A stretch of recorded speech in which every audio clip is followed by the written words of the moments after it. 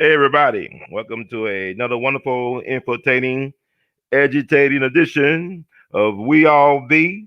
That's News Free Dixie for the 21st century. I'm your host for this empowerment segment, Brother Ron, also known as R2, C2, H2, the Artivist, and welcome to 2021. Welcome to Candyland. This is Candyland. Hope y'all are enjoying 2021 right now. I actually like 2021 because I survived 2020. So that's why I'm digging 2021 because if you can survive 2020, you can actually survive 2021. 2021 should be a cakewalk. Thank y'all. Balance 440. Peace. Birdman. What's up, man? Peace to you, man. Not to talk about. I just want to do a quick thing because today is the 1 year anniversary of the killing of Kobe Bean Bryant, along with his daughter Gigi and 7 other people. And I just want to talk about that a little bit. Also, I didn't get a chance to do my MLK show or MK Ultra. Everything's a big psyop right now. It's hard to believe what's going on in the Banana Republic known as America, especially in the Congress, how they acting a fool. It's like it's birth of a nation on steroids in Congress, kangaroo courts and all. But God is in control. The universal God does not make any mistakes, makes no mistakes about it. So, thank y'all for tuning in, for supporting the channel. Thank everybody for donations and buying Artivist art and wearing Artivist art. Got the Nipsey 33 on. But yeah, Kobe, man, the last time I actually was sick was that weekend that Kobe died. I can recall that weekend like it was yesterday, but it was all good just a little bit over a year ago. And it just really changed the trajectory of 2020 for all of us. Who knew that weekend that things would change? Or, I guess Sunday's not really the weekend, it's the beginning of the week. The real Sabbath is, of course, Saturday, but that's another story. But I remember that Saturday I went to Larry Dawson, who's the lead singer of the legendary Barcades, that was Otis Redding's backup group. Majority of them died, in that horrific tragedy back in December 1967, called it Lake Monona or something like that up in Wisconsin. Otis was just 26 years young. So a lot of the Barcades died, except for Ben Colley, who was on the plane with Otis, who couldn't swim and survived anyway. But Larry Dawson became the lead singer of the Barcades. He had his birthday celebration that Saturday, January 25th, at Beale Street at the Hard Rock Cafe on legendary Beale Street. Who knew, like, on Sunday that the whole world would change? The death of Kobe Bryant. And thought it was a practical joke, kind of like how people thought that when Marvin Gaye got killed on April Fool's Day of '84, I believe, and the radio announced it that they thought it was a joke because Marvin Gaye's birthday is actually April the 2nd, but he was killed by his father on April the 1st. Kind of like how you feel about Kobe Bryant when you saw, the initial reports. You try to probably refresh your browser, say it ain't so, but it was so. So, it's a year later, right? NBA is still going on. The world is still turning. Life goes on, right? I know his widow requested the NBA did not do anything out of the way to honor or to acknowledge the 1 year anniversary of his passing. And Kobe was an interesting guy. I never met Kobe. I had a chance to see him play at the FedEx Forum some years ago, when he was still in his prime. So it was a treat, but I would say this. Our people are interesting because, quite frankly, I don't see how black people are still interested in sports right now and entertainment and all this other BS after surviving 2020 and what we are going to endure as a people in 2021.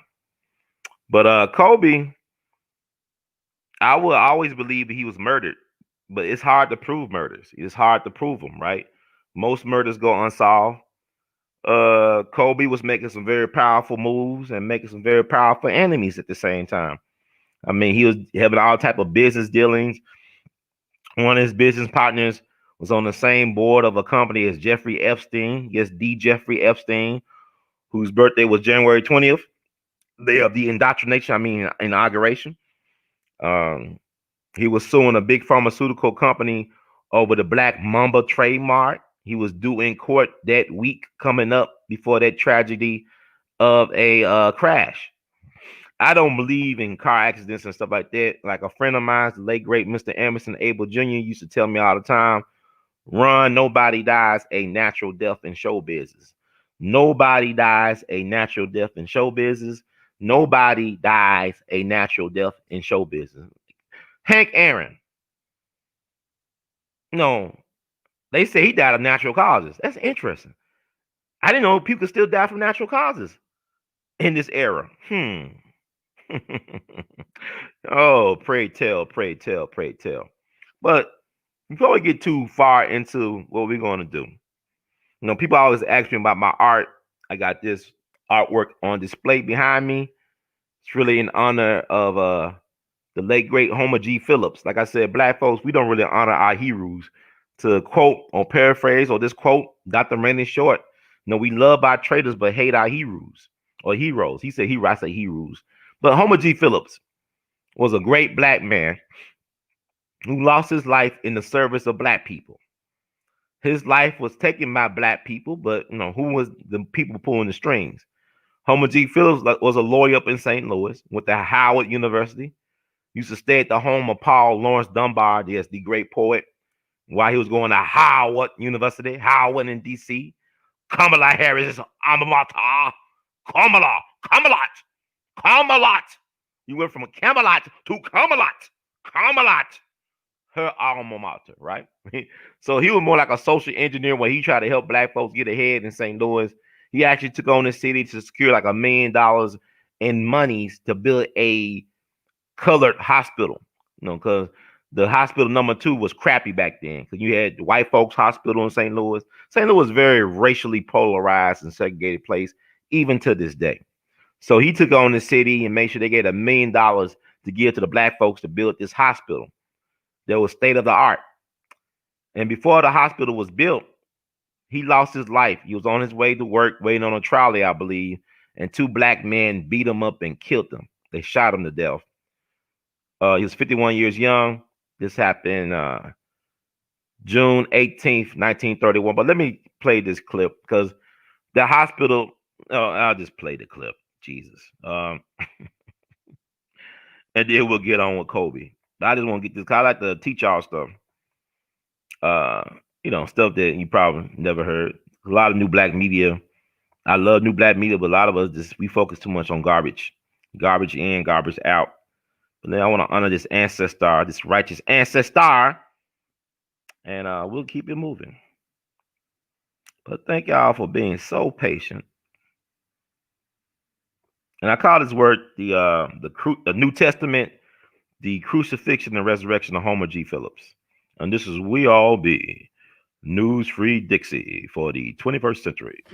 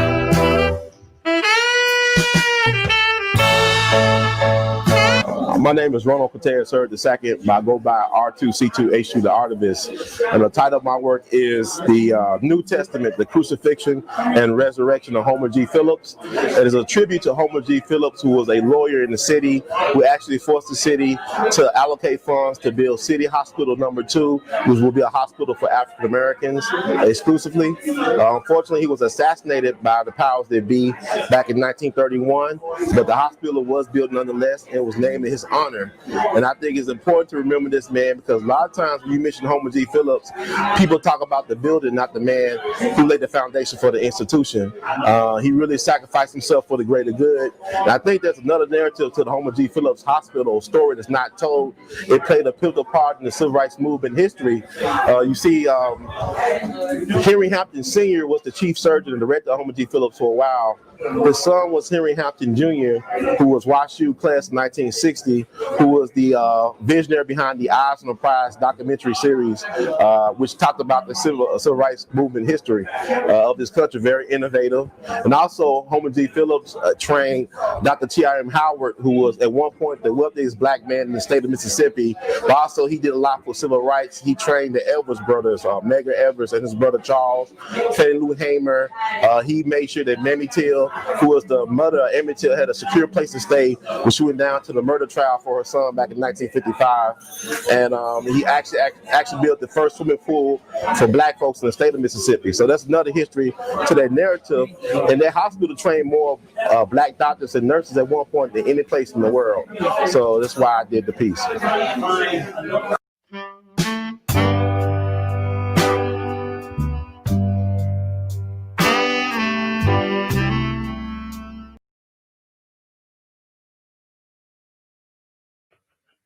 Yeah, so that's the meaning behind the New Testament, the crucifixion and resurrection of Homer G. Phillips. Just want to remember the righteous ancestor for sacrificing himself for the betterment of his people.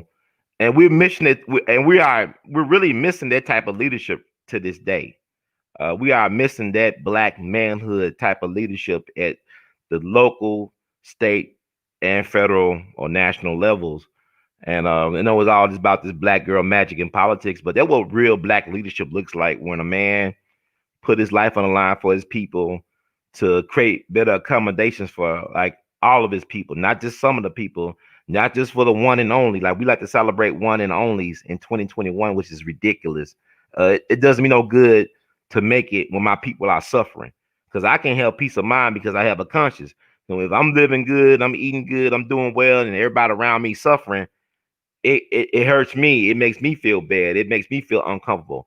I can't get no peace of mind because people are always begging you for stuff. So that's how it is. And so we gotta talk about the history. You gotta make Homer G. Phillips a household name, like we make LeBron James or Kyrie Irving or anybody, or Kobe Bean Bryant. But yeah, but also I want to give amplified blessings and condolences. I'm losing a lot of people. I'm losing people. Mrs. Dorothy Elliott, she was the assistant with the John B. Irving Scholars Program at Washington University in St. Louis. I knew Mrs. E for like over 20 years, and she always was very positive. Always had that teacher spirit. She was trained as a teacher, but she was like another college black mother for me. She's always looking out for me, and she always very positive. Just accentuate the positives. Oh, Ron, how you doing, Ron? Hi, Ron, how you doing? Are you okay, Ron? God bless you, Ron. But she's been on my mind for the last several weeks. She just passed away. I don't know. I guess natural causes, because she was in her 80s. But I remember I spoke with her back in I want to say either late 2019 or early 2020. She lost her son. He was playing golf on the links down in Atlanta. I think he had a heart attack or something like that. And just talking to Mrs. E, and she was always positive, even in her pain, because she lost her husband just several years earlier. So my prayers and blessings go out to her daughter and grandchild. And just a lot of people around me just passing away, but that's life. Everybody check out when they got to check out. And when I look at it, that when I lose somebody, they become a righteous ancestor, and they encourage me to keep it pushing, to keep it moving, right? So speaking of a righteous ancestor, I want to play a clip from the past, a blast from the past. Baba Dick Gregory talking about Kobe Bryant and how he got caught up in that case in Colorado. The real reason why he got caught up in all this stuff. So you're gonna hear from from Baba Dick Gregory. And people say, "Do you miss Dick Gregory?" I said, "Well, I'm always communicating with Dick Gregory every day. He communicates with me every day, so I'm not missing him like a lot of y'all may miss him. Uh, he talks to me every day. He always run, tell them to drink their water, get their rest, and do their exercise. And he tell me other stuff. And like the righteous ancestors told me, if Ron, you take care of the people, we'll take care of you. So I'm gonna play this clip from Baba Dick Gregory about Kobe Bryant, and we'll get back and talk a little bit more about Kobe before we move on. Okay, and this is We All Be News Free Dixie for the 21st century. And this is why black media matters, because who gonna tell these stories like we tell them? These are stories to tell. So not only reclaim the narrative, but you got to create a narrative. Stop being reactionary and be revolutionary. We all be. Ask not what we all be can do for you. Ask what you can do for we all be. And so, I'm sorry. No, I was going to actually call. I just want to the Donald Sterling thing, because what is the pushback? Because whatever they give you, they take away something else. And I'm thinking about what happened a couple of years ago during the playoffs with Kobe Bryant, when he called the referee a faggot and they found him a small fortune. Mm-hmm. So do you think that this is opening up the door for the establishment to basically control black folks in terms of the homosexual agenda? No, before we get to that, let me do. Mm-hmm. Kobe Bryant had his knee operation. Yes, sir. In Denver, outside of Denver. Mm-hmm. Back in 2003. Yes, sir. Yeah. And this white woman said he raped her. Mm-hmm. The same night he had the operation. Now, it's two things that you need for sex. If you're in the bed. Yes, sir. It's your sex organ and your knees. Yes, sir. So you tell me here's a man making more money than anybody on the planet in a sport, and he go to have his knees operated on, and that night he wants some booty, man. He can get all that he wants. Mm-hmm. Now, watch this now. Then we find out that, what's the coach's name? Phil Jackson. Phil Jackson didn't know he's been operated on. You got the biggest star in the world and the coach don't know because the team pays for that. Not only did he say he didn't know Phil Jackson was in that town that night. Okay? He didn't know Kobe was there. He was riding through on his motorcycle. And that's where he decided he's going to spend the night. Okay? Got up the next morning, got on his motorcycle, and rolled away. And he heard the news the same as we did. So when you stop and think about what was they punishing Kobe for? He wouldn't shave enough points, or he said he wasn't going to do it no more? Let me tell you why I'm saying this. Because had he not agreed to whatever they was talking about, he'd have been in jail. And once, I guess, he agreed to what they was talking about, they made the woman look like she was the thug. Right. Oh, they said that 30 minutes before this incident happened, we found sperms in her from another man.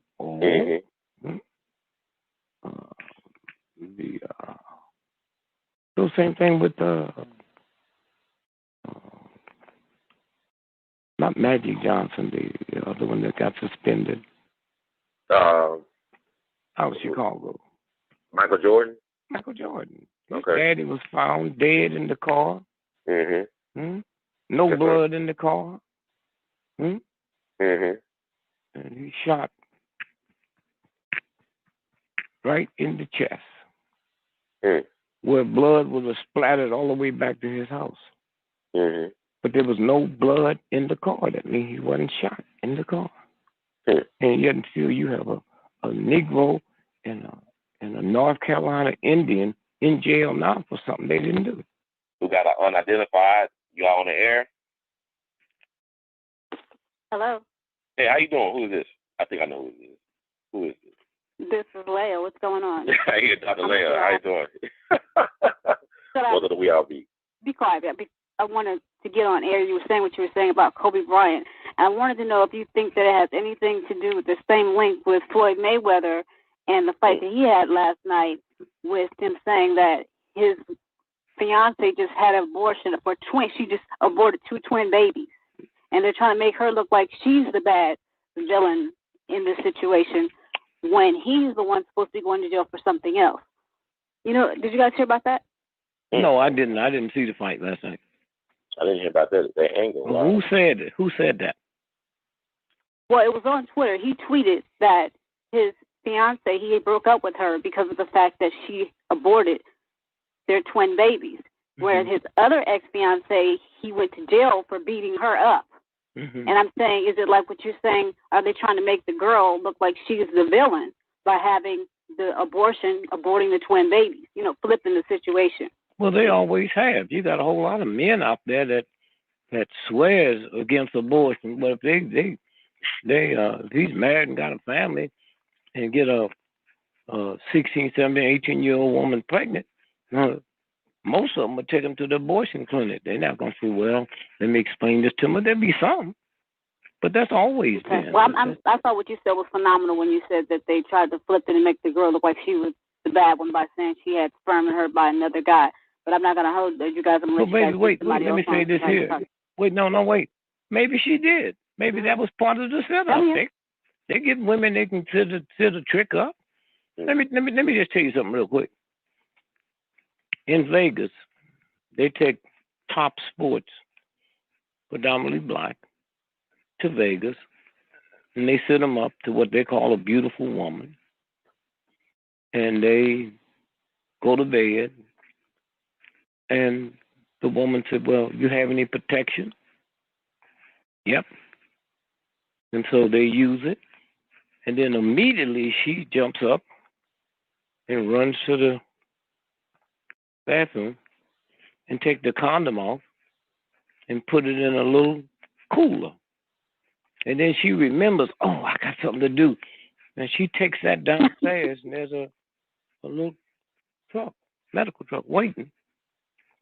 And then 9 months later, he gets a letter saying she's pregnant. And he knows she's not because they used the condom. So he has no problem with his lawyers going through the legal stuff. So he has no problem taking a test, paternity test, and he find out. They've been doing this, the mob been doing this for years with entertainers and athletes. So they've been doing this. This guy's got one fiance who he allegedly beat up and went to jail for. No, I'm not. Wait. There's a whole lot of people that beat up folks that don't do it again. There's a whole lot of folks that'll beat you up every day. I'm just saying, you telling me the mob in Vegas is that clean? They wouldn't do that? No, actually what I'm saying is that you got this, it's bad. He goes and makes his public statement and says, oh, I broke up with her because of the fact that I don't believe in killing babies. Okay, if you don't believe in abortion, it's bad enough if you don't believe in it, but if she aborts 2 babies, that's supposed to make it worse. So what he gets up and says is that I broke up with her because of that. See what type of person these ladies are, see what type of character they don't have. This is the reason why I don't want to have anything, to do with him, to do with her or them or the way that they are. And when you said that, it clicked in my brain. I'm like, well, this is what they do. They flip it so that the public doesn't turn against these athletes, or they give them a quasi good reason, what they think is a quasi good reason for beating these girls up. Well, let me say this. Whatever it is that they allegedly have done wrong. The case I was talking about, Miss, is this. He goes to Denver to one of the best doctors dealing with that type of surgery in America. That's Kobe Bryant. That night, they operate on him. And he's going to come and have sex with somebody, as much sex he can get if he wants, as much money as he got to buy it. Now, all of this goes down. Now, we find out that Phil Jackson is on a motorcycle going across the country and just happened to be in that town that night. He said he didn't know Kobe was being operated. First, if you are an athlete and you're playing with a team, you don't pay for the surgery. They got insurance to take care of that. So you're telling me that this coach didn't know that one of the top athletes on the planet is being operated on it today, and you just happen to be passing through that town and decide this way you're going to spend the night and you get you a hotel room? So it's just more than what he said about the woman. I'm saying, first, anybody can buy that story, need to just volunteer and go to a mental hospital. Right. You got one of the best properties in the history of basketball, and the coach is in the same town where you being operated on, and make like he didn't know you was being operated on, and he didn't know you was in that town. No, it's more to it than that, miss.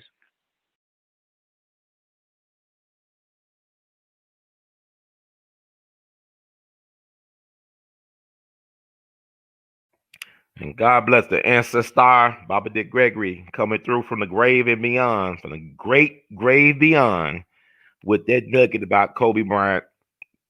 And I remember the year LeBron James beat Golden State Warriors in the finals, the historic comeback victory in the finals. I was getting this phone call from North Carolina penitentiary. Kept on getting this weird phone call, finally answered it. And it was one of the guys, the brother who was accused of killing Michael Jordan's father. And he told me the reason why he was able to get in touch with me because the people like the CEO and stuff like that were telling him about, they were showing them videos I did with Dick Gregory, where Dick Gregory questioned the narrative to what happened to Michael Jordan's father. And even back then, Dick was trying to reach out to the guy's lawyers, but the lawyers would not get in touch with Dick Gregory for whatever reason. So I was able to connect Dick Gregory with the guy in prison. The brother, it was the Indian, and the brother who allegedly killed Michael Jordan's dad, kidnapped him, drove around, joyriding in his car. There's a lot more to that story. Even the news back then knew there was more to that story because the sheriff who ran that town, his relatives was in the drug trade. Now that area of the country, that part of I guess North Carolina was that, I think North Carolina or South Carolina. It's on the border between South and North Carolina, I believe. That county was notorious for drug trafficking, for heavy drug trafficking. If you go back to the civil rights movement era, if you down south, the person who is God down south is the sheriff of the county. He's God. He knows everything going on in that county, legally as well as illegally. And he's getting his cut off of everything. So that's how them sheriffs deep south operate.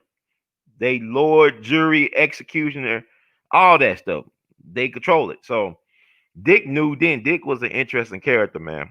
May he rest in peace. But he keep on doing this God work from beyond the grave. So that was his take on the Kobe thing.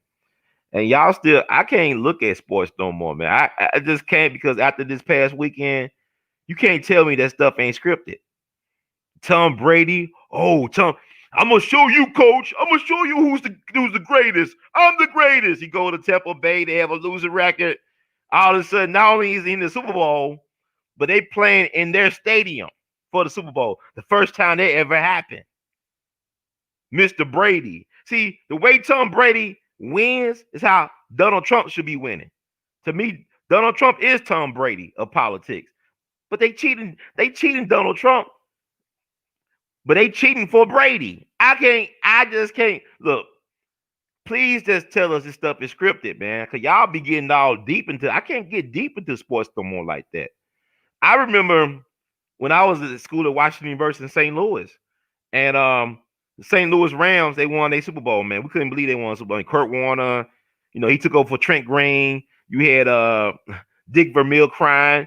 Like Terrell Owens was crying over Tony Romo. I don't know what we're gonna do. I think we lost Trent. Oh Lord, I don't know we're gonna make it through the season without Trent. And Kurt Warner used to be a bag boy up in Iowa, right? He was sacking groceries with his Marine dragon lady of a wife.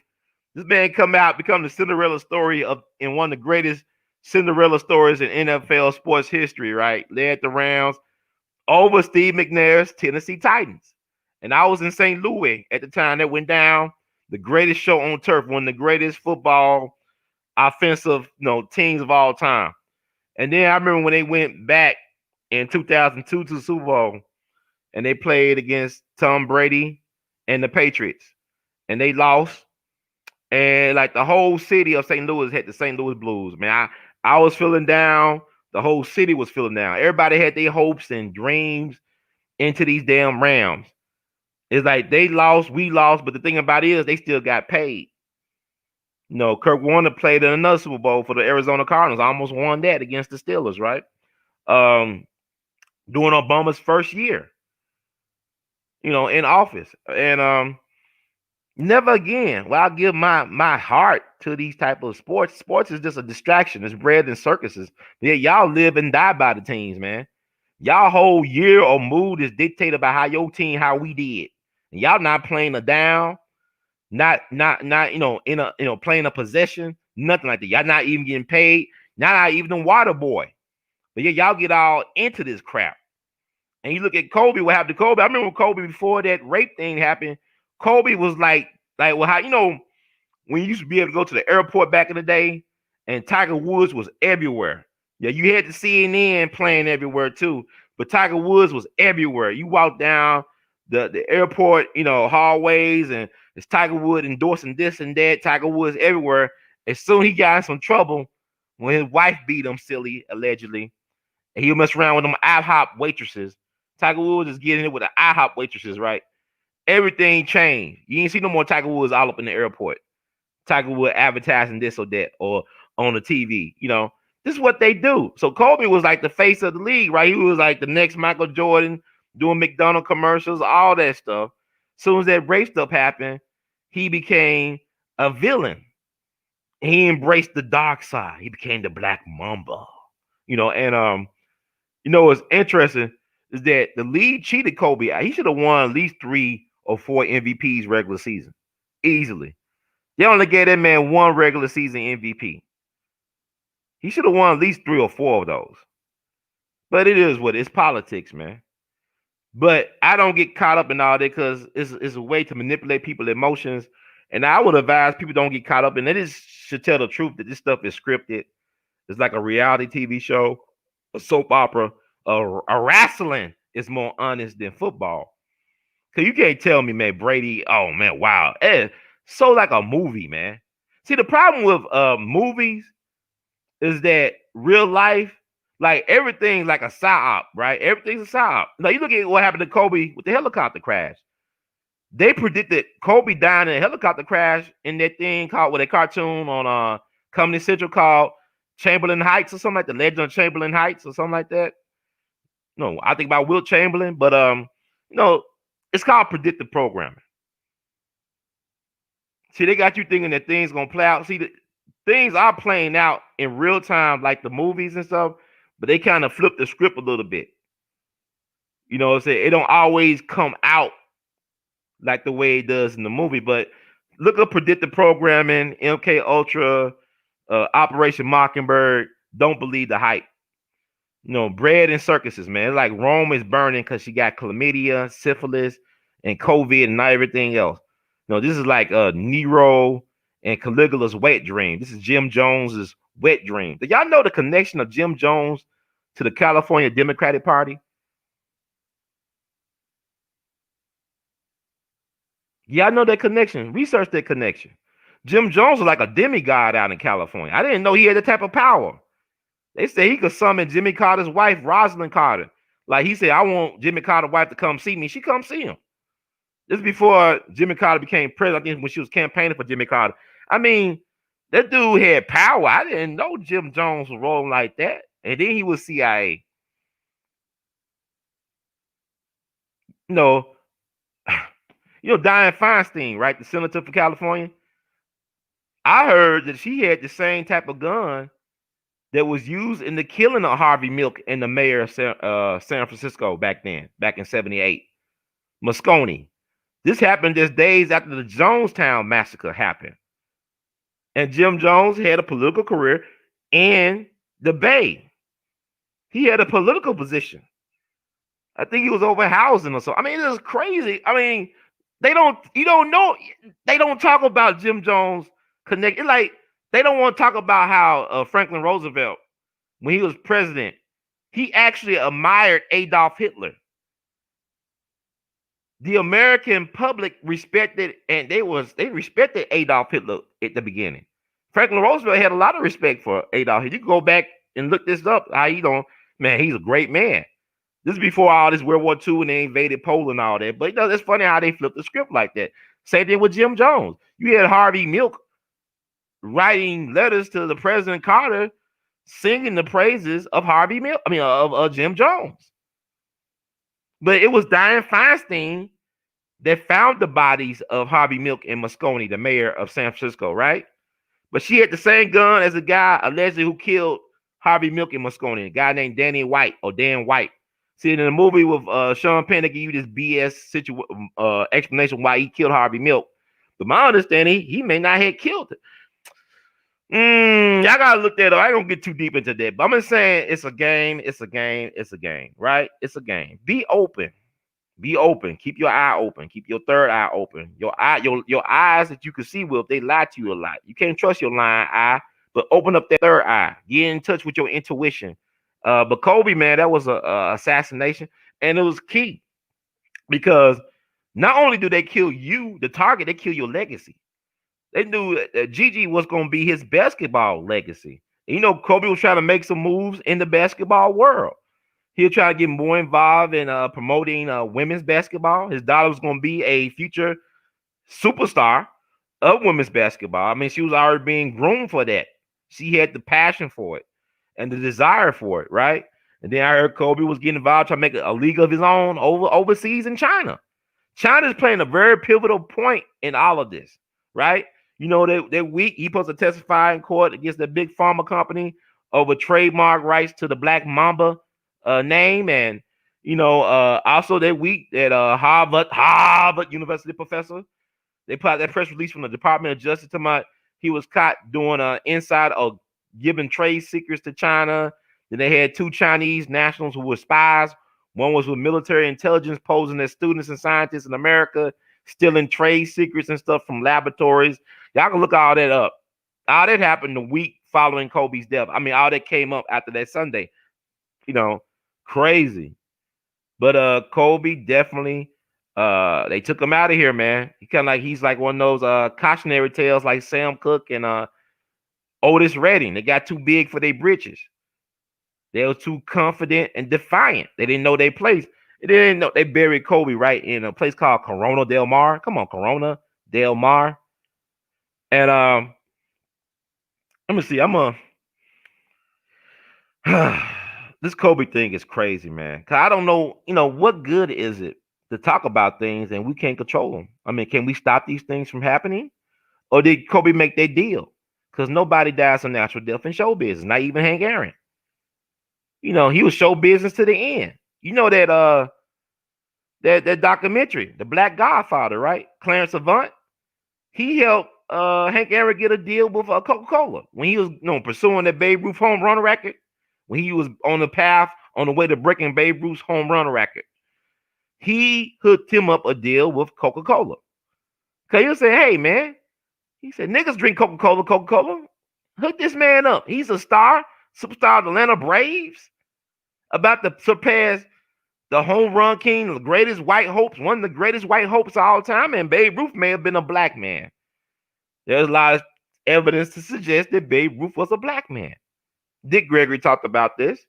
Matter of fact, Babe Ruth's favorite baseball player was a guy named John Henry Pop Lloyd. He said he was the greatest baseball player of all time. Joe DiMaggio said the greatest pitcher he ever faced was Satchel Paige. And yet y'all think it's a compliment when Major League Baseball said, we're going to give honor to the Negro Leagues. We're going to acknowledge them.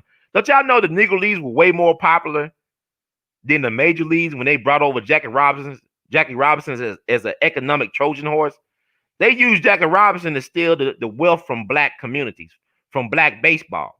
Black baseball was an economic engine in the black community. And they took all that from black people and didn't even compensate the Negro Leagues for stealing their talent. And y'all think the white man's ice is colder than your ice, even though the white man's ice is full of spit and shit. Y'all think it's an accomplishment to be patted on the head and the back and on the ass by a white man to be acknowledged. But y'all understand that black folks won't never be free until we don't care what white folks think about us, and we care more about what we think about us. You ain't gonna never be free. Y'all think that, oh, we made it. It's like, you know, listen to Halle Berry talking about, I can't believe no other actress ever won a best actress Oscar since me. Well, what you had to do to get that Oscar? They bent your ass off. They should have put the Oscar up your ass. What do you expect? How's that? You know, y'all keep on thinking white folks come to us. Don't you know that Caesar and all them used to go to goddamn Africa to learn? They said the hell with Germany and shit. Germany was the backwoods. Y'all think Europeans are so civilized? We taught them civilization. The Moors came to Spain, dominated for 800 years, built the universities and centers of learning and culture. We created classical music. Beethoven, his teacher, hey, they're all black people, man. They got that thing. They're trying to make Duke Ellington and Charlie Parker white, and we got pictures and films of them. I tell you about the white boy who worked at the Smithsonian, who was a Duke Ellington expert, told me to my face that Duke Ellington never had a sister. Although the Duke Ellington stuff that was donated to the Smithsonian was, guess who? Donated by his sister, who passed away the year before I met this weird guy. She ran his publishing company for years. He took care of his sister. He talked about her in his autobiography, and music was his mistress. So y'all keep on thinking y'all know what's going on. And Kobe was murdered. Man, he took out, but he made that deal, man. Tracy McGrady, I already told you about that Crossroads deal he made. That he wanted to be bigger than Jordan and all that stuff. He wanted to die young. He got his wish. So I don't feel sorry for Kobe like that. He did what he did. You look at some of those cartoons and children's shows he made. He talks about the black arts, about black magic. Look at what they doing in Congress. You don't think they have nothing to do with sex magic? I tell you how they worship Jim Jones as a demigod. Democratic problems on Pelosi, Feinstein, all of them. Y'all said, you see what we're going to deprogram y'all. This is like Nazi Germany back in the 30s. Y'all can't see that. We're going to deprogram y'all. They said we can't trust the military. We're going to have to interrogate them. Just like a political witch hunt inquisition going on right now. And y'all still care about some damn basketball and football. And our people are fucked up. And I can't even blame y'all for this situation because they don't care what we got to say about anything. Our voices do not count in this process whatsoever. So Kobe made that deal. Tracy McGrady, T-Mac told y'all what he did. It's like he made that Crossroads deal. I'm from the Mississippi Delta. I'm down here not that far away from the Crossroads where they say Robert Johnson did his deal in Clarksdale, allegedly. Now, I went down there to the Crossroads where they say Robert Johnson did his deal. It's kind of built up now than it was from the 1930s. It got Church's Chicken and barbecue joint and a grocery store there. But I went down there at midnight back in 2018 just to see what was going to go on. I had my stuff. Nothing really didn't happen, but I did see a big ass black dog walk across the street, walk across the Crossroads. I did see a big ass black dog walk across at midnight. So I don't know. Was it the devil? I don't know. It's the devil. That's also the same year I went to see the Georgia Guidestones. I'm gonna do a video about the Georgia Guidestones. It predicted this moment right now. They're trying to depopulate the world, get it down to 500 million people. Some people say 1 billion people, but the Georgia Guidestones said 500 million.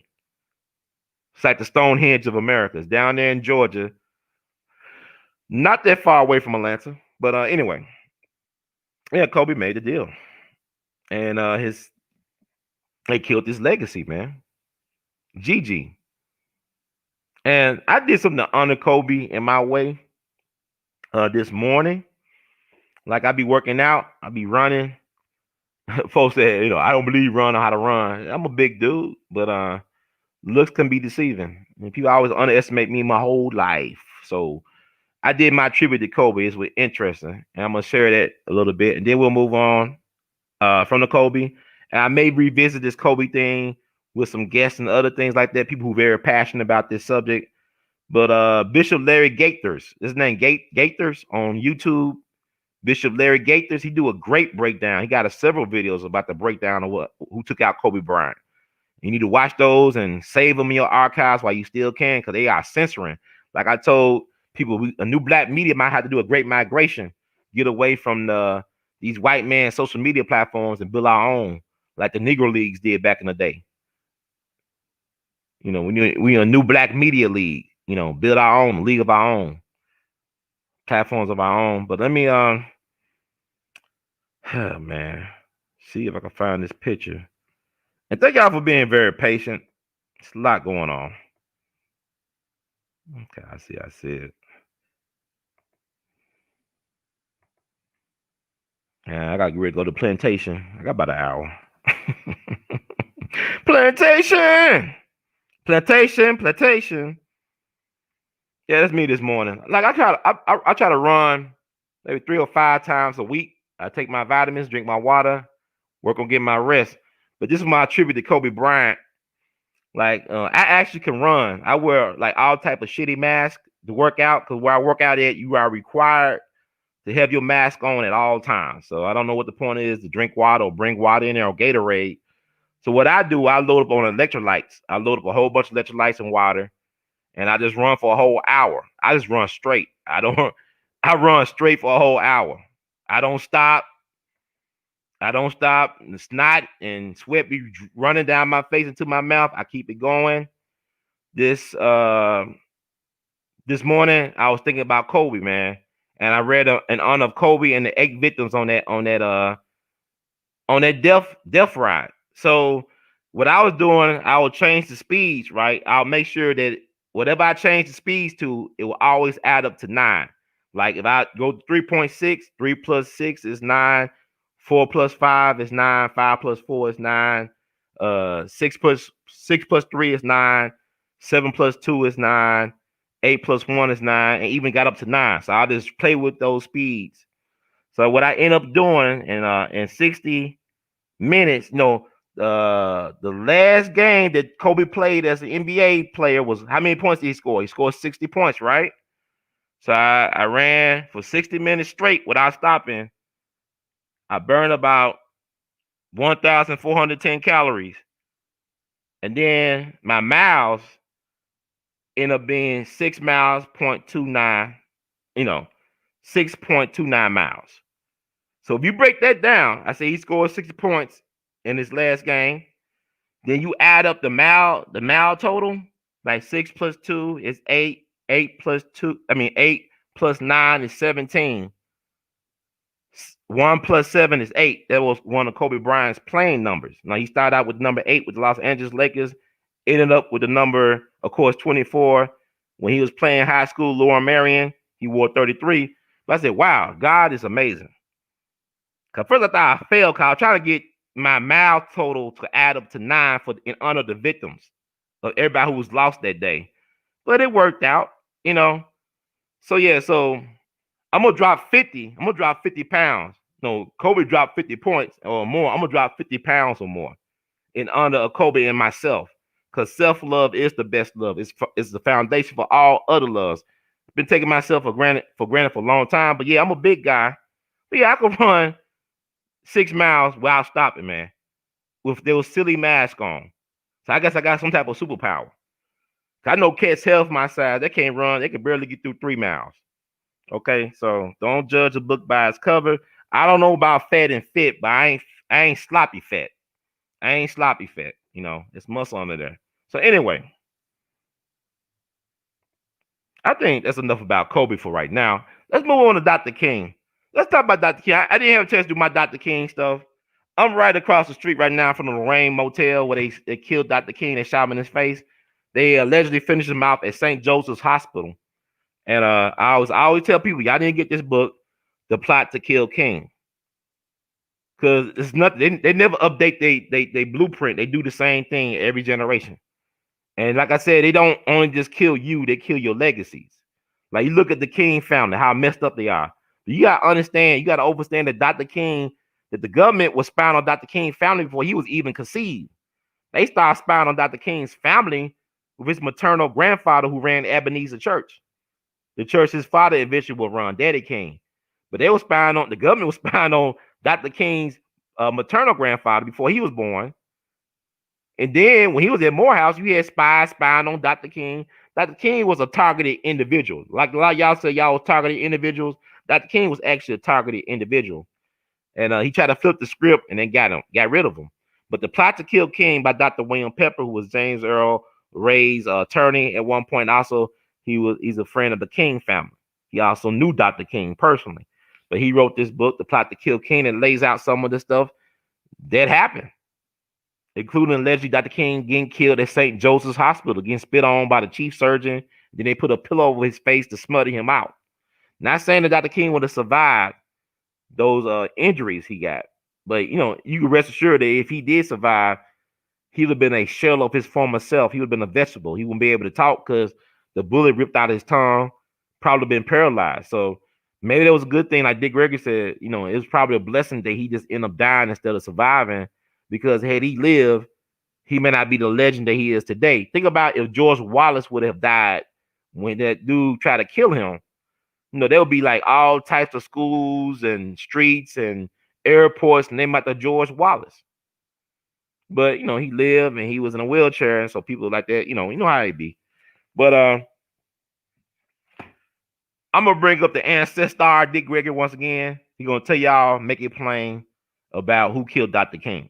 Okay, and we'll go from there. This is We All Be News Free Dixie for the 21st century. I got so much love to give. So, see if I can find this.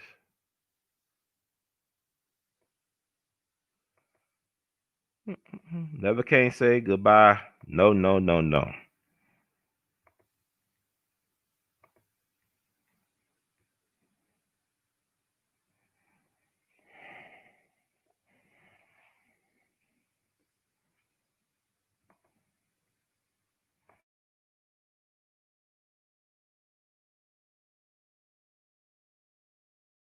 So in King was shot April the 4th, in 1968.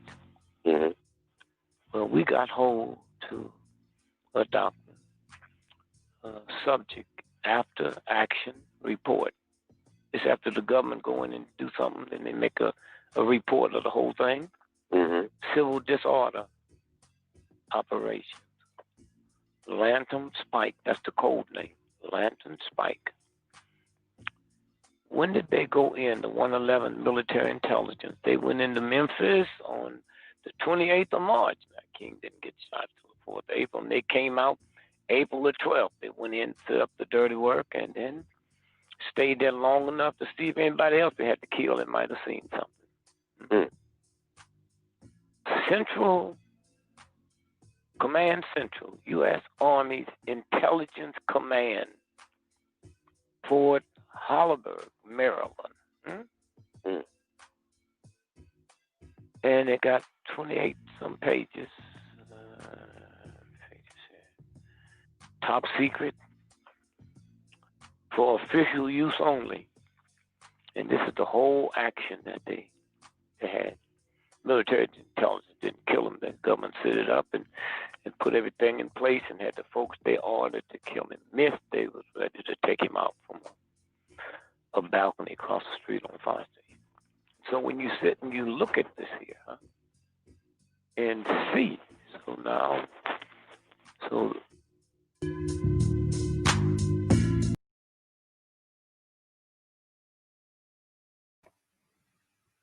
Yeah, that was Dick Gregory from the grave once again.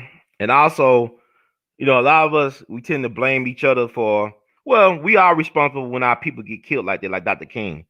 It's always an inside job. But touch upon, and thank y'all for blessing me with the donations. Let's see, read them out.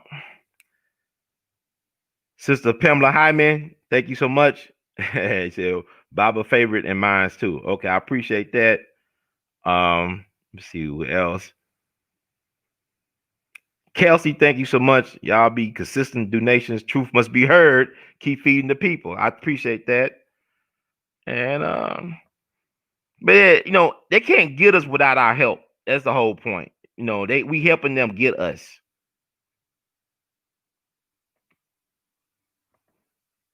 And bless up. I appreciate it. We love you madly. Idle Rich 123. I thank y'all for the donation. I'm glad that I'm serving a need for the people. Dick Gregory said I'm the feeder of the people. And somebody said, yeah, I'm gonna put that out. People be asking me about vitamins and stuff like that.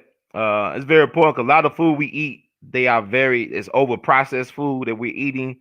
So that it's not enough nutrients. So even though we might eat a lot, we're not getting all the nutrients or vitamins that we need, amino acids and stuff of that nature. And Dick Gregory really was ahead of the curve.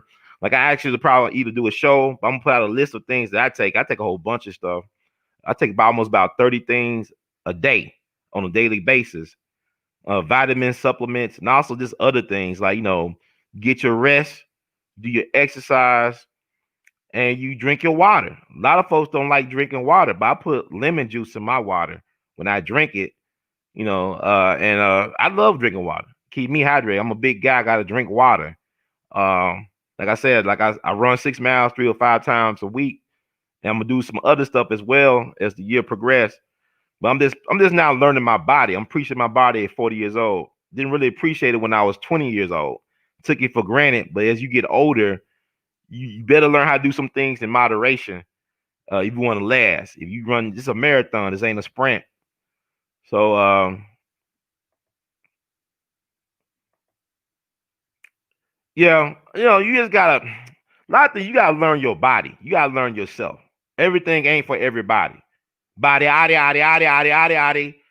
Yes, fasting works. Dick was a big proponent of fasting, but in a lot of ways, Dick, what he did to himself, he actually was starving himself. He was starving his body. So it went extreme with Dick because he was doing things like, to me, he was practicing a slow form of revolutionary suicide because he was doing things as a humanitarian.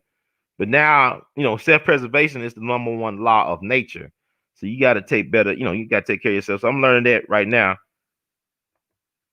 Dead by fit without the kids. Well, I'm gonna get really, really fit to have some kids. I want to, make me some kids before I get the hell out of here. Yeah, we'll see. But I know, like, as a black man, it's interesting. Like, black guys, we age well for the most part. I like, because I could shave my face off, look younger, and all that stuff. So, I'm gonna take better care of myself. So when it's my time to do what I got to do, I got to do it. Like my paternal grandmother's father, he was like 65 or 66 when she was born. He had 10 children late. And like I'm 40 right now. So we'll see. And like dating and women is interesting right now. I just but I'm gonna love myself before I love anybody else. Cause if I can't love myself and deal with myself, me, myself, and I can't love nobody else. I'm not gonna deal with a woman who can't love me either. I'd rather be alone. I love my peace of mind. I turned down some this past week because I love my peace of mind. A house is not a home. I can't bring no craziness into my peace of mind, into my safe space. So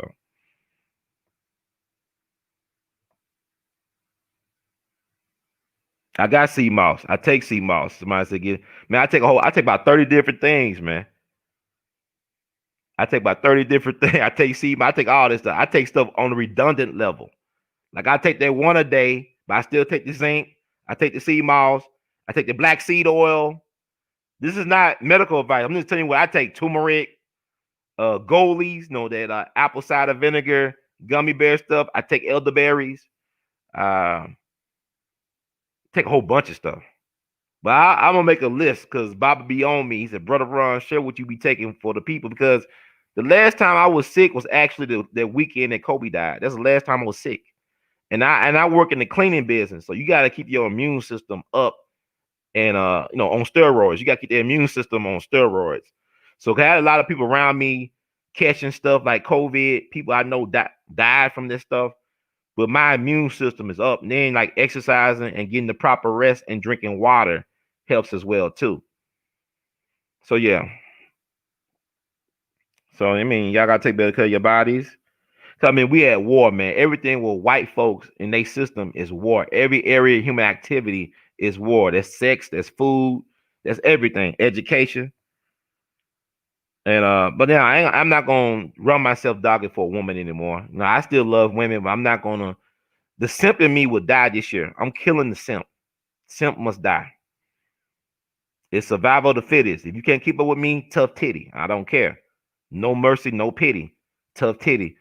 I'm not gonna be dragging dead weight. I'm not gonna have a woman that don't want to work out and take care of herself and take care of me as well. Like in terms of like, you know, creating a safe space, a peace of mind place where we can be ourselves. We take care of each other, but I'm not gonna have dead weight. I'm getting rid of dead weight. That's why I'm honest. I'm more honest as I get older. I don't want to deal with folks that are phony around me. I'm gonna tell you how I think about stuff. If you want to unfriend me and block me and not deal with me, I'm good. I don't need you. Because when you get to a certain point, you don't really care no more. How you shouldn't care how people really think about you. You should be more concerned about how you feel about yourself. Do you love yourself? Are you comfortable in your own skin? A lot of y'all too concerned about what other people think. You can't control what nobody else think about you. A lot of y'all too concerned about what white folks be thinking. They don't think about you that much. Trust me. White folks ain't thinking about you. But yeah, y'all want to have white friends at all costs. I don't need no white friends. Don't need no white validation. I don't need no white savior. A lot of y'all, oh yeah, you die for Trump. Nah, I vote for Trump. I ain't gonna die for no Trump. But yeah, a lot of y'all gonna be dying for Biden, whether you voted for him or not. Y'all gonna be dying for Biden because you not taking care of yourself. Self-love is the best love. Yeah, I got a lot of spinach in my refrigerator that I cook. And I know how to cook too, so I thank God. Okay? A lot of women can't cook. They can't even burn water, let alone cook. Yeah, I take a lot of stuff, man. But I'll share that with y'all later. But anyway, let's play. I still got enough time before I gotta go work. But the plantation. But let me play another video by Dr. King. I want to play this from Reverend Albert Sampson. He's like only one of 3 people to ever be ordained by Dr. King. You know, Morehouse. He met Dr. King at Shaw University, and he was a part of the SNCC, Student Nonviolent Coordinating Committee. But Albert Sampson, I saw him at the Lorraine Motel, the National Civil Rights Museum. He talked about how Dr. King told his top lieutenants at the Southern Christian Leadership Conference back in August of '66 that he would be assassinated by the federal government. He was told this by a black FBI agent from California. Now, they claim that Dr. King had a love child in Los Angeles with a black woman who was married to a prominent, I think, either physician or dentist in L.A. But he was told by this black California FBI agent, whatever, that he will be assassinated by the federal government. This is back in January 1966. And he had the meeting with the SCLC, his top lieutenants, to tell him that he was a dead man walking. So all y'all, you know, Dr. King knew his time was limited. That's all I got to say. But let me see if I can find that video.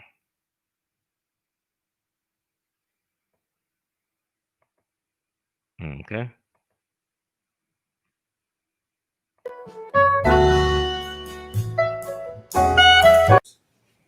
August of 1966, he calls all of us together from all over the country as one of the largest staff meetings in the history of SCLC. And in the room, he makes the announcement that a black FBI agent out of California that he met with told him that the United States government was going to assassinate him. So he knew in August of 1966 that the United States government was going to assassinate him. He turned to Ralph Abernathy and said to Ralph, "You've been with me for 15 years. Every time my house got bombed, they bombed yours. They bombed your home. Every time you went to jail, you were with me." He said, "And I want you to take over this organization and be the president of the organization." And the gentleman next to me is Cirillo McSween from Panama. He said, "Cirillo, I want you to be the treasurer if anything happens to me and Cirillo was on the $1 million round table for the New York Life Insurance Company, and he said, "You're a man of integrity. I know you're from Panama, but you're in the struggle with us, and I want you to be the treasurer." That was August of 1966. 1968, Martin developed the Poor People's Campaign. That's why you see George Wiley down the end, Johnny Tillman from California, where they created the National Welfare Rights Organization.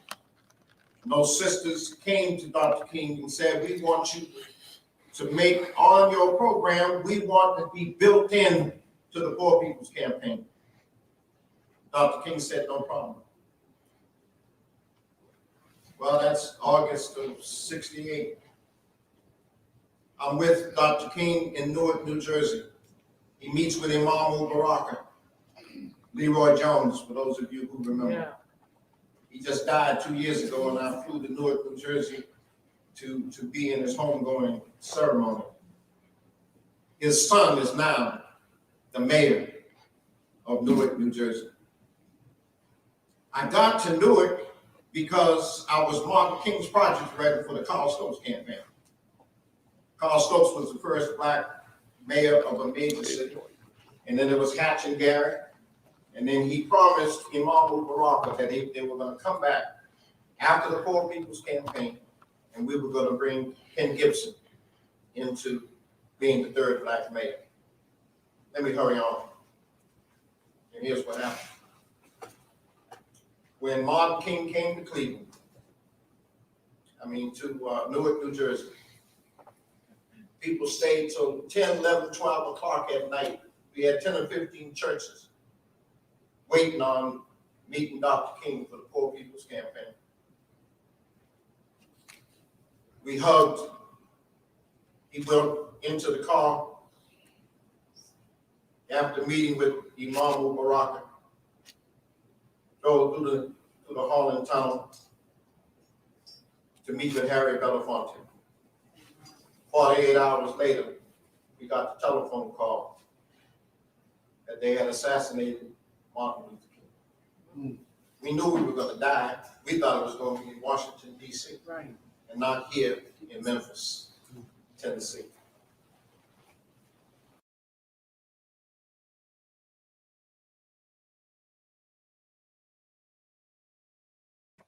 So his people already knew he was a dead man walking, right? I remember seeing the documentary with Walter Funtroy, who was former congressman from D.C. and also one of his trusted lieutenants at the SCLC. They were watching the funeral procession of JFK in Washington, D.C., and Dr. King told Walter Funtroy, if they could do that to a president, I won't make it to 40.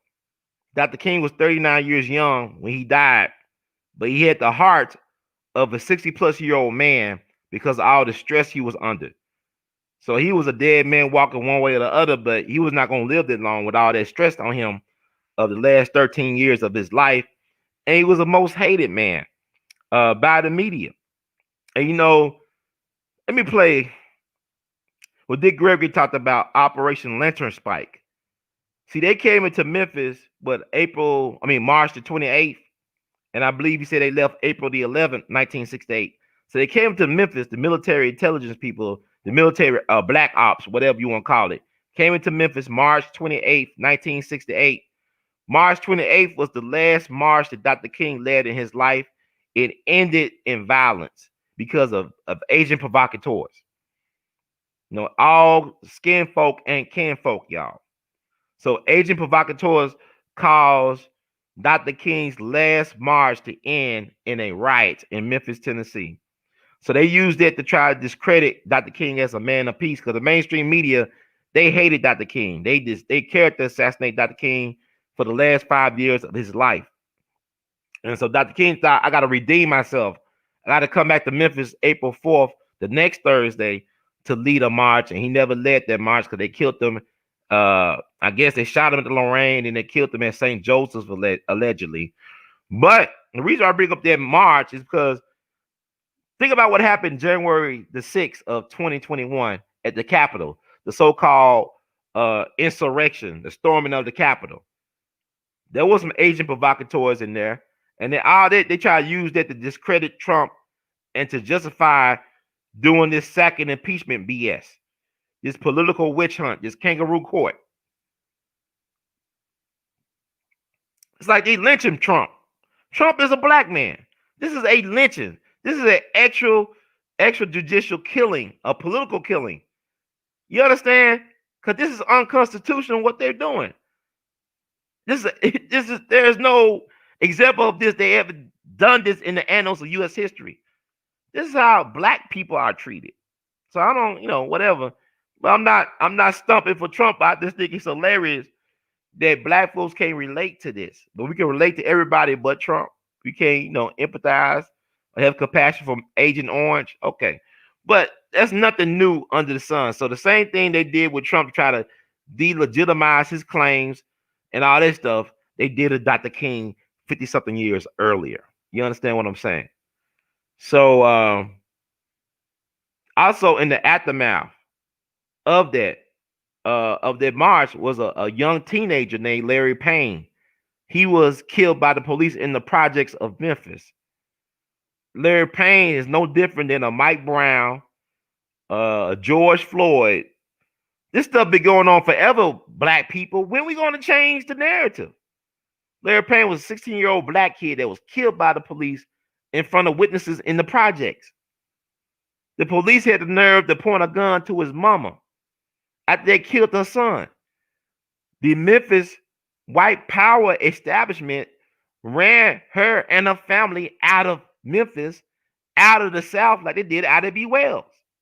And they ended up moving to all places, Flint, Michigan. The Flint, Michigan, where the governor of Michigan, former governor, is being held responsible for the poisoning of the people with the water. That Flint, Michigan, when she just passed away, maybe within the last 3 or 4 years. So I had a chance to talk to Larry Payne's mom. And his name is Payne. But even after all those years, his mama was still in pain. Pain. You can hear the trauma in her voice talking about her son a mere 42 years later. I did this interview in December of 2010.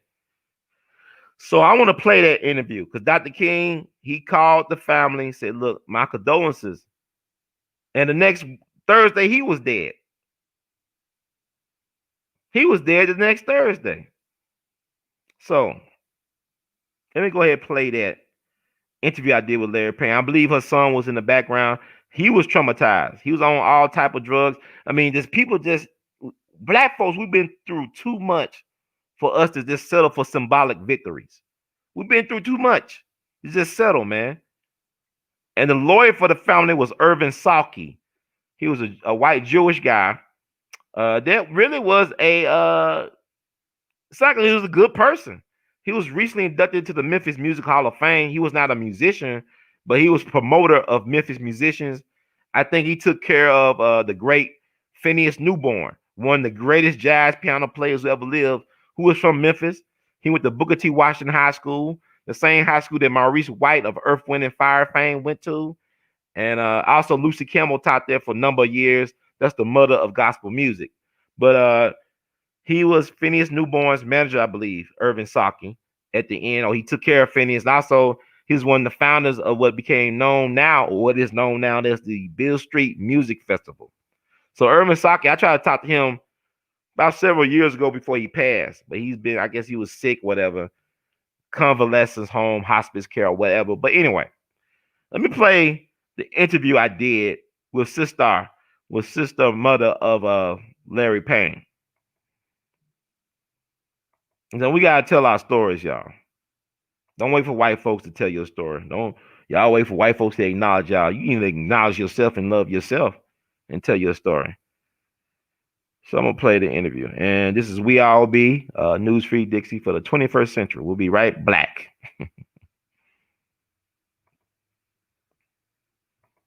Mrs. Payne? Uh-huh. Yes, ma'am. What were you doing when it happened? You heard about I was watching TV as the world turned. Yeah, it was like 20 minutes to 1 Yeah. when he got killed. What day was that? What day was that?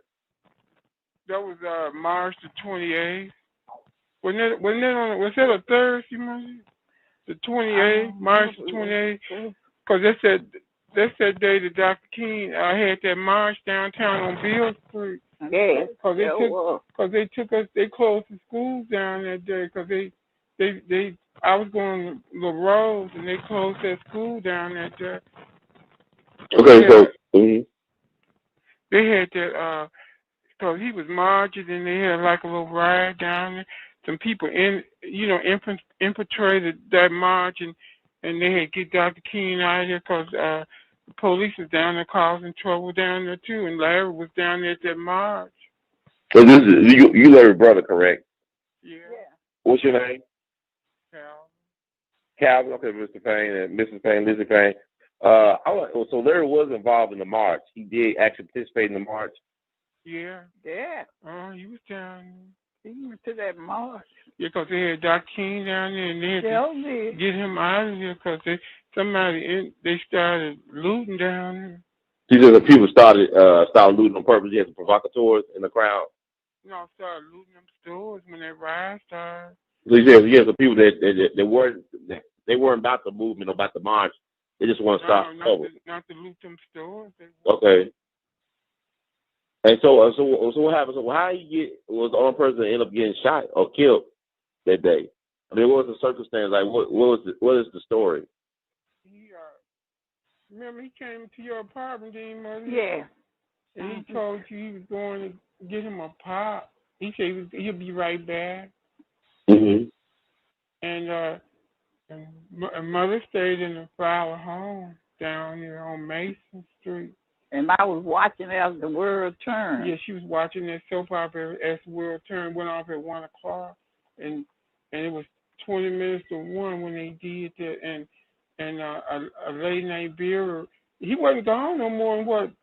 He wasn't gone no time when Vera ran around there. He told me he had been shot. Mm-hmm. Yeah. So she ran. I was running behind, and I seen her. Did you know it was the police that shot him? Did she tell you how the police shot him, or she just say he just been shot? Police shot. A man named John. Yeah. John. His last name was John. John. A white car. White car police killed. And they put a shot, a gun in my chest, and they wouldn't even let me touch it. Sure would. Oh wow! So this white cop named Jones, was he ever brought to trial? Did they ever bring him to justice? They had what's it? Like a year. Yeah, And you know, that's why I'm up here today. They put the police wouldn't even let me touch him. He was laying on the ground. And police called me a nigger and put that shotgun into my stomach. The same one that shot your son? The same one that shot him. He was laying on the ground and wouldn't even let me touch him. They used to butter that gun and push her back. They used to butter the gun and push me back because I was going to touch him. Was the same one that shot your son and your brother? That's the same cop? He once said that Jones, man. Y'all remember his whole name. Y'all remember his full name, this Jones guy. I know his last name, Jones. Oh, so how you get involved? Were y'all represented by, Larry Payne represented by Irvin Salke? I was a lawyer, white lawyer. Mm-hmm. He said it was a miscarriage of justice what happened down here. Yeah. And that's why I'm not in Memphis today. I don't even want to stay there no more. Because the police, a lot of police came, people started gathering around, they started knocking people back with them nightsticks, hitting them nightsticks, trying to get them away from back. And they wouldn't even let me touch Larry. That police put that shotgun to my stomach, told me to get back, nigga. Called me a nigga. Did Dr. King reach out to you all at this time after he heard? Yeah. He wanted to talk to me. He died. He died, so he shot so he could talk to me. I don't know what he was gonna say. Because Larry got killed that 28th. Dr. King got killed April 4th that next week. Mm-hmm. Were people blaming Dr. King for Larry Payne getting killed at that time? Well, I don't see how. One lady did, didn't she? Uh-huh. One lady did. I don't even know her. I didn't know her. The one lady did.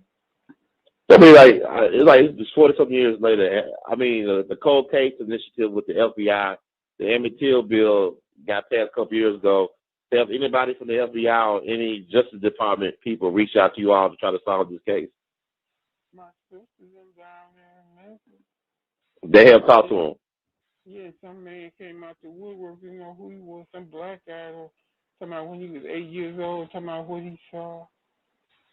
They had him on the. She showed us what they had on TV. He came out, said when he was 8 years old, what he saw in his kitchen window. They saw the police shoot your brother. Yeah. You remember his name? Oh, I just saw him on TV. My sister in Memphis might know his name. Okay. I want to bring this awareness because a lot of folks don't know. I mean, it's not people that live during that time period that know what happened to your brother and to your son, but there's a lot more people down here need to be educated about what happened. So they're paying in the turmoil that it has on your family. Because I think it's very important.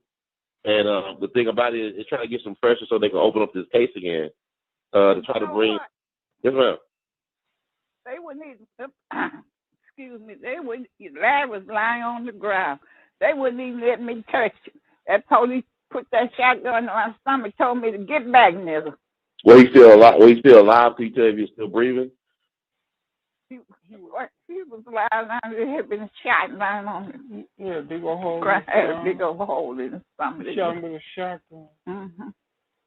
They said that it sounded like a muffler going off when he shot.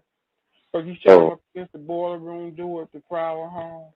And he could have shot me, killed me, because he put the shotgun to my stomach. And they said one of them other officers, another officer asked him, why'd you shoot that kid? Didn't one tell him that why'd you shoot that kid? So he had to kill that kid. Asked him why'd he do that.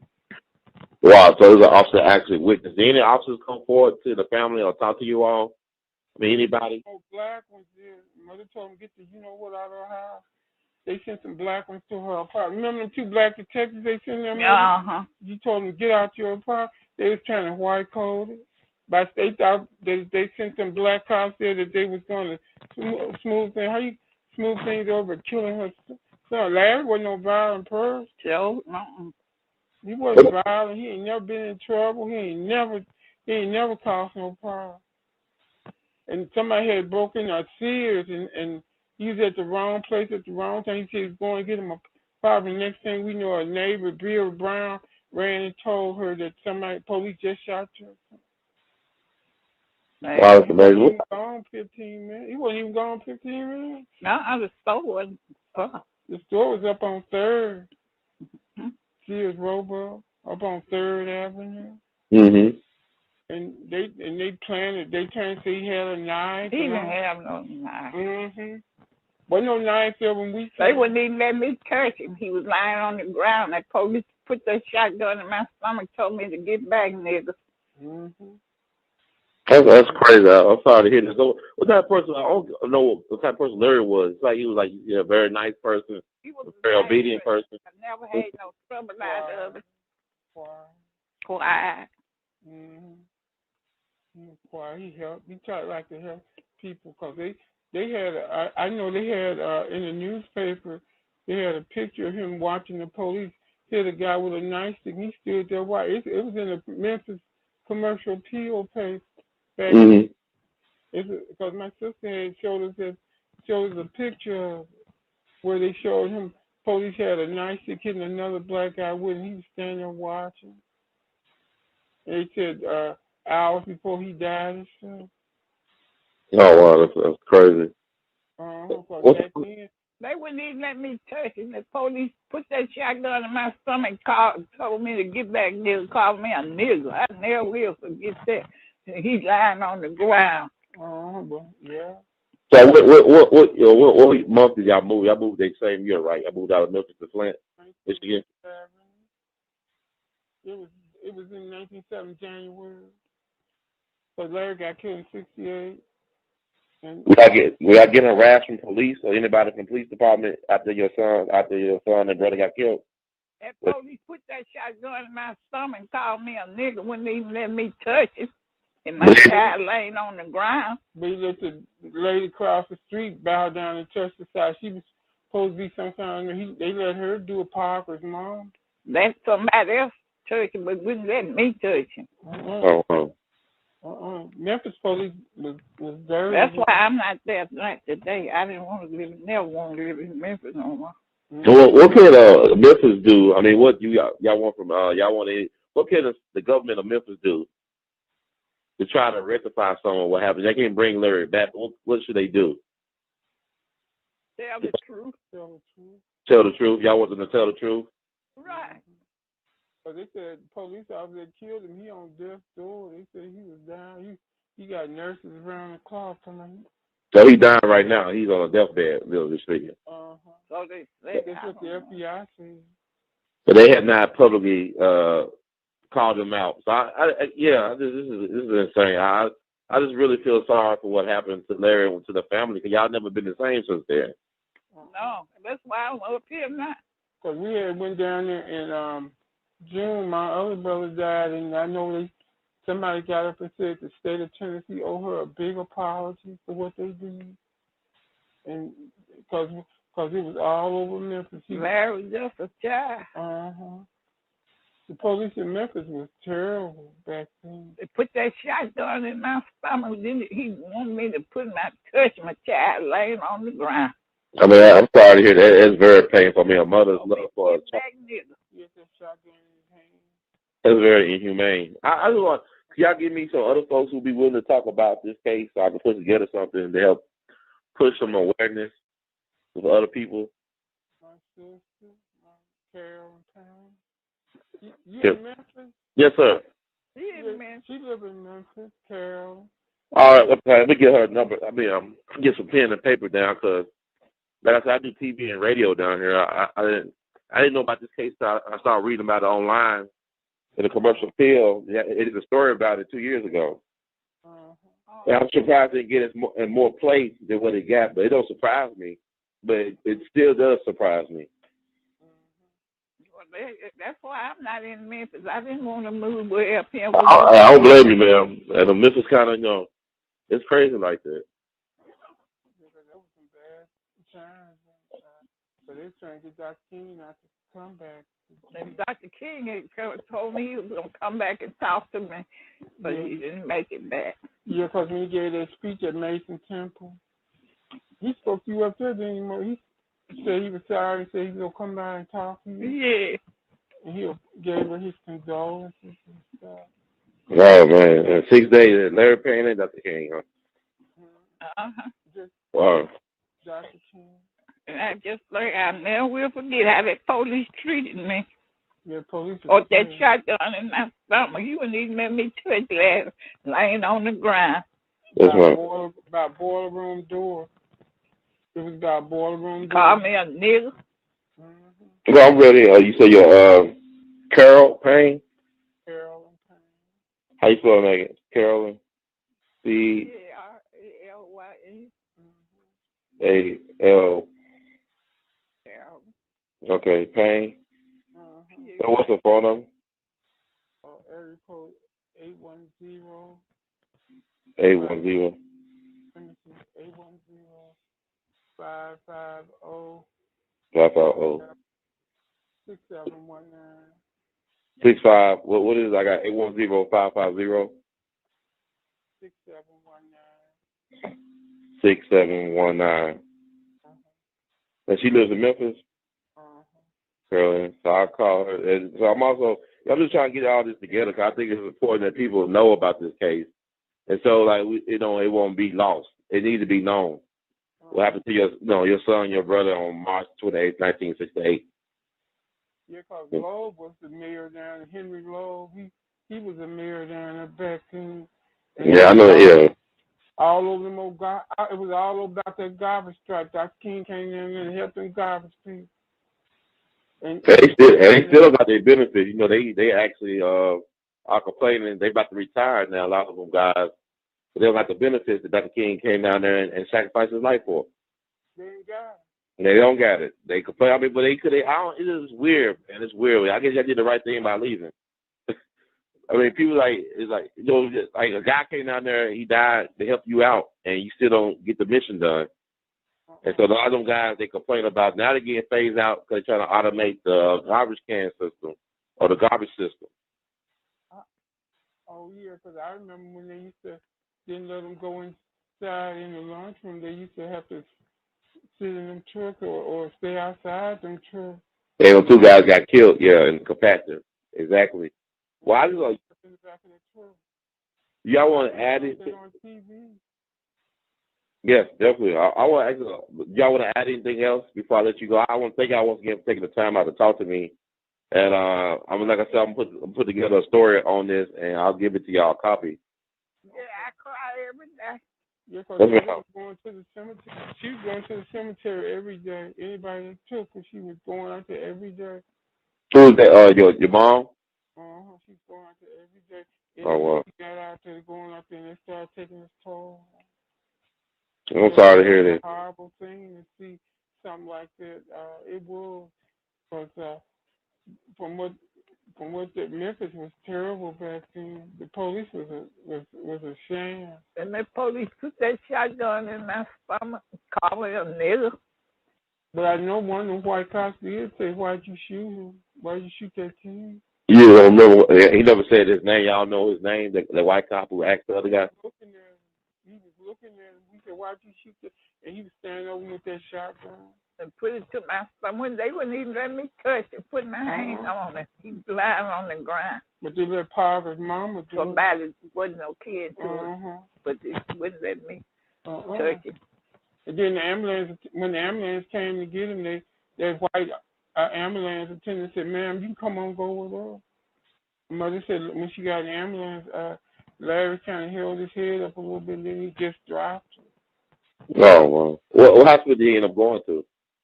Was it John Jackson? I think it's gone, John Jackson. Did the coroner say anything? Like, did he say, did the coroner tell y'all anything about how he died? In terms of, like, was he running away? Yeah, because he shot him right below the chin. Mm-hmm. It was large. Shotgun did a lot of damage. Because Larry wasn't no big person. He was 16. He wasn't no big person. I never had no trouble out of it. If you see a picture of me, when Larry was skinny, wasn't he? He kind of slim. He wasn't no big person. So much he'd be right back and never made it. So otherwise, he was no threat to the cops. I've never had no trouble out of it. His hands was up. It was up over his head when he fell. So he had his hands up and surrendering. After the dude still shot him. Wow. They didn't have to do that. Yeah. People start gathering around all them other cops. They start taking their knives, hitting people, trying to get them waiting back. And shotgun, put a shotgun in my stomach. Mm-hmm. Well, when did the funeral take place for Larry? It was at Ford Funeral Home. They had it at some real big church. I forget the name of that church. It was a big church. What day it was? All them reporters was there. They had a lot of reporters there from out of town. What was that church that came? I forgot. Claiborne. Was it Claiborne Temple or? It could have been, because it was a big place. Big church. That was my first time. Because they got that Civil Rights Museum. Mm-hmm. The Civil Rights Museum down there. Yes. They got it too. They got pictures of Mother and my dad and my sister going into that church. Okay. Because we was told they had pictures of them going into that church. Yeah, I remember the day the funeral was on. Was it before April 4th or after? I know he got killed the 28th. I forgot what day. Dr. King got killed the following week, April 4th. I'm not really sure about that. I can take a look at that, but I thank y'all for taking the time this morning to talk to me about this case, and I'll definitely call Carolyn. Okay. I appreciate y'all. Happy holidays. I'm sorry to. I just want to see some justice being done and what we can do. Okay. All right, y'all take it. God bless you all. Okay. Merry Christmas. Merry Christmas. Merry Christmas. Okay. Bye. Bye.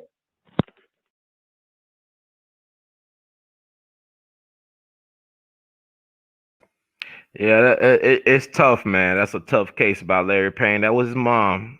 Even though that happened in 1968, and I talked to her in December of 2010, you know, that trauma is real. That pain is real. And, you know, a lot of you people, some of y'all in this chat, I don't care if you don't like what I got to say. Go somewhere else. Didn't leave. What that song with B. King? Didn't leave, man. I don't need to. I'm getting rid of dead weight in 2021. Because y'all keep on talking about the future. Negro, y'all can't get past the past. Y'all keep on talking about the future. Negro, y'all talking about Breonna Taylor and George Floyd. That's the past. The past keep on recurring. Black folks, we are in perpetual Groundhog Day mode. I just played you a clip of a woman mourning her son. Son been dead for 42 years at that point. She still ain't over it. Cop blew him away, shot him in the stomach. Hands up, don't shoot. He had his hands up, and they still shot him. Was that not Mike Brown in 2014? About George Floyd, Breonna Taylor. Y'all doing some big stuff. Man, y'all a bunch of cowards, man. Because I'm going to tell you something. Until we deal with this is always going to happen to black folk. You Negroes talking about futures and y'all voted for Biden. You got no future. You inherit the win. So be gone. Her pain is real deep. And she died. And you know, white folks, y'all love white people. These white folks lied about the cop being almost close to death in 2010. That cracker didn't die till like March of 2019. That cracker didn't die till March 15th, 2019. Probably surrounded by friends and family. Let me read this. Because white folks always protecting their killers. You black folks believe in white Jesus. White man said, well, so-and-so did wrong. You need to turn them in. Oh, yes, boss, I'll turn them in. I'll turn in on Junebug. I'll turn them in. Y'all Negroes said. Got the nerve to talk shit. Don't talk name. Put respect on Jimmy Lunsford's name. He did more for black folks than you ever could think of doing in your future, Negro. Ain't no future in your fronting. You Negroes ain't serious. Don't y'all know that you don't plan your future for everybody to see on YouTube? You fools don't know how to move. You need a black Illuminati. You fools are despicable. Y'all want to talk about everything. Y'all want to talk about, man, black woman, black man, yada, yada, yada, yada, yada, yada, yada, yada, yada, yada, yada, yada. I don't take none of you Negroes serious. Y'all can't even respect the ancestors. White folks stay studying history. Military academies, military schools, they study the greats. Michael Jackson, a Virgo. See, Kobe, y'all talk about Mamba mentality. Kobe was a Virgo, man. That's not no Mamba mentality. That's the Virgo reality. Virgos like that. Dave Chappelle's a Virgo. Charlie Parker's a Virgo. Michael Jackson a Virgo. Beyonce a Virgo. Nas a Virgo. Virgos like that, period. It's not no special Mamba thing. He just happened to be a Virgo. Coltrane was almost a Virgo, but he was born a Libra. He's Libra on a Virgo's cusp. He was born September 23rd, 1926. But he acts like a Virgo and said, just practicing saxophone all day long for hours and hours. Like Charlie Parker practiced saxophone 11 to 15 hours a day for 4 years. I'm taking y'all to school. This is woodshedding. Actually, I'm not paying y'all to be on my platform. Get the hell out of here. Talk what I want to talk about. You go talk about some future. Y'all ain't doing nothing but run. Y'all still want to see parades. Formation! Y'all still get off on Negro military parades. You can't handle your business, let alone handle your gun or your woman. What the hell you talking about the future? Ain't no future in your fronting. MC Breed. People all talking about the past. Negro, you are living in your past. Nigga, you still a slave. Y'all free. Y'all ain't free. Can't speak your mind. Scared what master gonna say. Oh, Lord Jesus, master, please. Don't beat me, master, please. I love you, master. I love you so much, master. Don't beat me so, master. Oh, Lord Jesus, master, please. Negro sicken me. I'm cleaning house. This is house cleaning time. 2021 is house cleaning. I'm cleaning you out.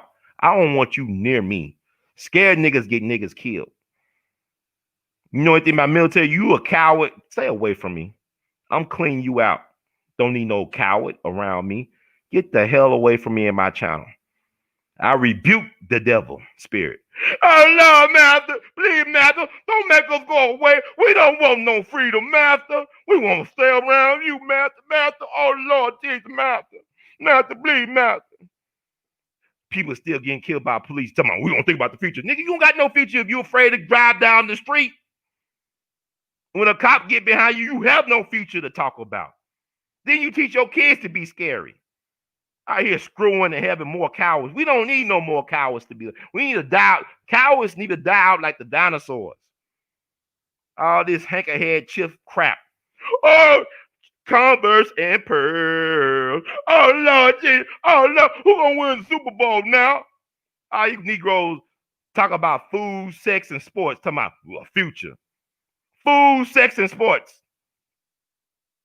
I be playing with Negro. I be like, hey, man, who gonna win Super Bowl? Well, you know, I tell you who gonna win Super Bowl. Tom Brady. Tom Brady, MVP of the league. Tom Brady, he proved Bill Belichick that the player is bigger than the system. That the player is bigger than the game. You Negro, what black folks gonna do? I don't know what black folks gonna do. I don't know. I can't solve the problem. I don't know what we gonna do. Cause what y'all gonna do is y'all gonna die because y'all love white folks more than you love yourself. People talking about white. I don't look. White folks ain't thinking about y'all. Biden, when he passed, people talking about, Biden gonna pass Equality Act. He ain't thinking about you, Negro. It's everybody but black. He'll throw you in. Like, you know how you ain't the main course, you just the seasoning, like you the pepper and shit. Like he'll sprinkle some pepper on the meat and that's about it and forget about your ass. That's what how they use black people. That's how these politicians use black people. You ain't getting shit out the deal. You getting shitted on, but you ain't getting shit out the deal. You know, ain't even trickle down. It's more spring. You know, like it's like black folks don't get shit. You having kids and you keep on telling your kids, you tell your kids to submit to a wicked, evil, vicious system. Then you complain about how they get treated. You talking about some COVID deaths, but how many abortions a week? How many black children have died because of abortion? Where's the memorial for that? That's the real war going on. Thank you, Daryl Jones. That's the real war. You Negro talking about protect black women. Hell, you can't protect your own ass.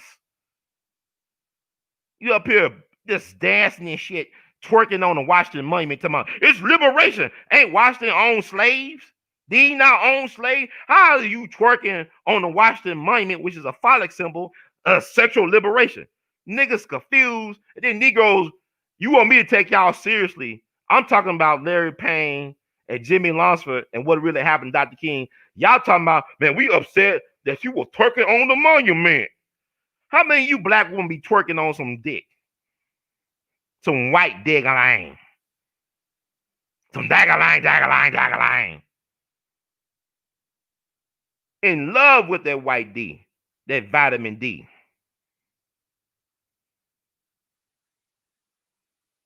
Let's stop playing here. Let's stop playing these games. Now I don't know what the hell. Let me read this. Yeah, that officer didn't die to 2019. Them white folks do this. They people commit all type of heinous crimes and they get to die on their deathbed. They have a deathbed confession and they die surrounded by friends and family. And y'all think that's justice. Y'all only care when white folks kill us. Y'all don't care when we kill each other. Y'all only care when white folks do something to you. It don't mean shit. I told y'all Emmett Till was killed by black folks. Oh, he was killed by black people. Because you don't know that because you don't study no damn history. Too busy worrying about Real Housewives this, Super Bowl that, basketball this, Cardi B that, Meg Thee Stallion that, this, that. Y'all ain't serious about no revolution. Ain't serious. Y'all still care about PlayStation 5 and the next Jordan's coming out. Can't take you clowns seriously. The biggest consumers are the biggest fools. You don't have no future plan, because evidently you got nothing else better to do but to be on my damn chat room. If you got all the answers, why don't you come over here and tell us the answers? Fire starter, or shit starter, or shit complainer, or bullshitter extraordinaire. Why don't you tell us what your plans are, nigga? So we can put in COINTELPRO your ass. People say, "Oh, you shouldn't talk back to him." Y'all have fun with y'all. I think y'all funny. I think y'all funny because y'all stuck in the past because y'all repeat yourselves over and over again. Y'all not doing no solutions. Where's your solution at? Where's your website with your solutions at? Where's your video platform? Ain't talking but talking shit. Inherit the win. This is my gift to you. Inherit the win. Be gone. But let me read, because what I'm doing is very biblical. Because I help peace of mind. Thank y'all, Michael Dickelson, for the donation. Thank y'all, everybody who's been donating and been listening. People say, well, I'm not even upset with these people. I think they're hilarious. I think they're sad because they the real intellectual masturbators. Because they keep on talking about, you stuck in the past. As a Negro, don't you know you been the past? Negro, if I'm stuck in the past, we all in this together. Because evidently, y'all ain't got the memo. Well, have y'all got rid of police brutality? Tell us y'all plans. Post it in the chat and your contact information. And post your ideas about how to get black folks liberated. What's the reparation plan, boss? But with that, I got to go and do some real stuff. But I want to just read this.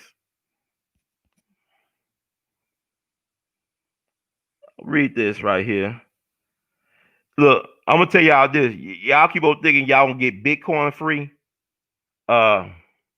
Currency don't mean nothing if you still not free. A lot of y'all ain't going to get free ever because y'all keep on thinking y'all going to beat the white man at his own game. This is the white man game. Y'all ain't going to beat the white man at his own game. Y'all going to constantly lose, man. Y'all going to constantly lose. Y'all some sorry bastards because I keep on saying, well, post your solution. Y'all don't got no solutions, man. I told you one thing y'all need to do. Stop looking for love outside of yourself. Do self-love. Learn how to spell month. You spell moving to a mouth? Move to a mouth? Like you said, you playing the white man's game. But you know the first commodities traded on Wall Street was us, and we still losing. Inherit the win. But let me finish this about Larry Payne, because I ain't gonna let y'all take away. And like the righteous ancestors told me, Ron, take care of the people, tell our stories. So I'm gonna stay in my lane, man, and tell these stories. Let's see, no, that's not it. Okay, that's it.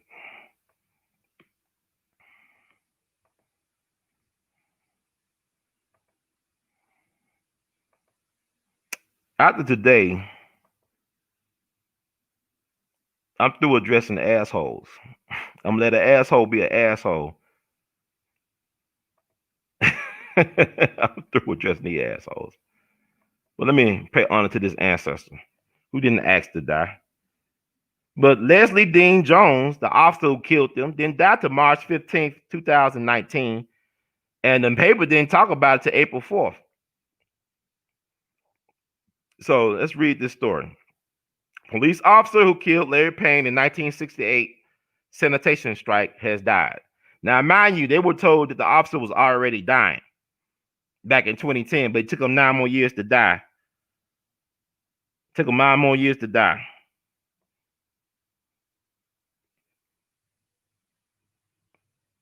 I'm going to teach these weird bastards because they got nothing better. What a Bitcoin YouTube channel. Post y'all Bitcoin YouTube channel. Y'all doing big shit, nothing. Talking shit.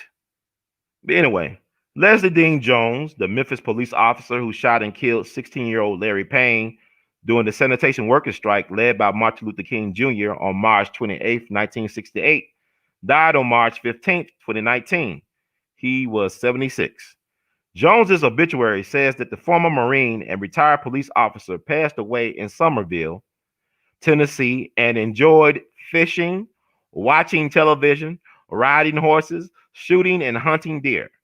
The obituary does not mention that Jones was the police officer responsible for Payne's death, the sole fatality in the violence that resulted after the sanitation workers' march.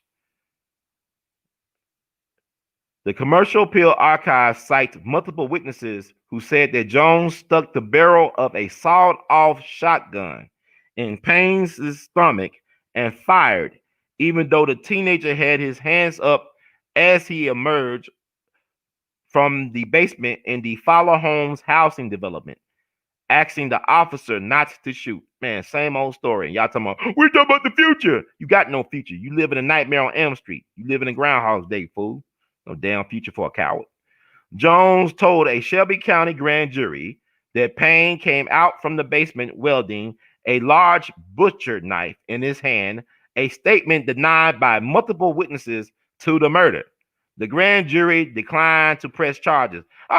This happens all the time. Where's the future at in that? Where's the future? I got Bitcoin. Don't shoot me, officer. I got Bitcoin. Well, you ain't gonna be able to spend it, boy. It's over for you. But I got Bitcoin. Please, Mr. Officer, please don't shoot me. I got some Bitcoin. I'm gonna move to Peru in a month, please. Jones was also investigated by the Department of Justice for civil rights abuses, but the department said that there was insufficient evidence to move forward with prosecution. Memphis owes my family. 51 years after Payne's death, his sister, Carolyn Payne, says that the passing of the former police officer brings no relief to the grief she lived with every day for decades. This doesn't bring any closure. Memphis owes my family, Carolyn said. The Memphis Police Department, the mayor, everyone that has something to do with the city of Memphis, they didn't do right by us. Carolyn says that both her parents passed away without ever seeing justice for the death of their son.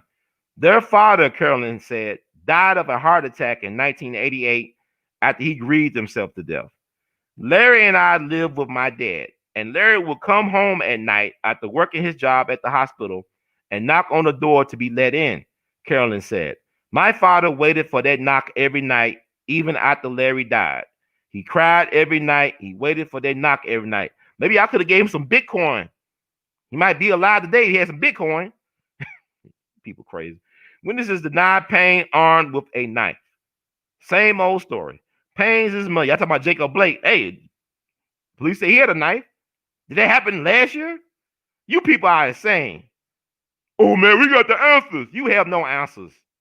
Bitcoin ain't the answer for black liberation, you silly fools. Your money means nothing to the white man. White man, don't you know this is the centennial anniversary of the Tulsa, Oklahoma, the Black Wall Street massacre? They had money. They were called Black Wall Street. White folks didn't care. They used the black folks' plane to bomb them out of existence. Keep on thinking that money gonna save your monkey ass. Payne's mother, Lizzie Mae Payne, recalled her son's death in a 2008 interview with the Commercial Appeal. I was in my living room watching As the World Turns. A lady ran in and told me Larry had been shot by the police. I ran out. I ran to touch him. The police would not let me touch him. He said, "Get back." Expletive deleted. No, you heard what she said about that. He put the barrel of the gun right into my stomach. I could feel it. Carolyn, like other witnesses, passionately denies that Larry was armed with a knife. They never found a knife, by the way. He wasn't that type of kid, Carolyn said. He was a special kid. He was raised to be well-mannered. Everyone that knew Larry only had loving words. In 2007, the FBI announced that they would review an estimated 100 deaths of African-American citizens killed in the 50s and 60s, according to the archives. With Jones's death, Carolyn says that her family would never see justice for her brother. All her family can do, Carolyn says, is continue to honor her brother and talk about who Payne was as a person before his life was cut short.